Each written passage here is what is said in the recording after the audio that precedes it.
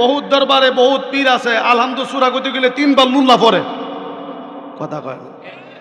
বহুত দরবার আছে সাহেবজাদারা আলহামদু সূরা বললে মুহে দা লুল্লাহ পড়ে, মুখ 4-5 বার বাঁকা করতে হয়, 33টা ভুল হয়।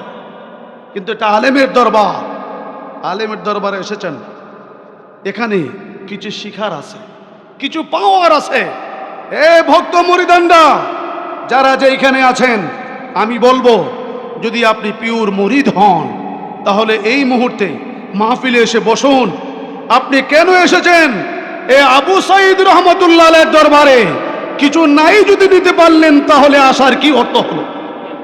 মাহফিল থেকে বসে কিছু না নিয়ে আমরা বাড়িতে যাই না, যাইতে চাই না, কথা বলুন ঠিক কিনা? খুব বি কেয়ারফুল। ওলি আল্লাহদের দরবারে প্রথমেই হচ্ছে আদব, বুদ্ধি, মহব্বত, সাহস, এই 4টা গুণ আপনার মধ্যে থাকতে হবে।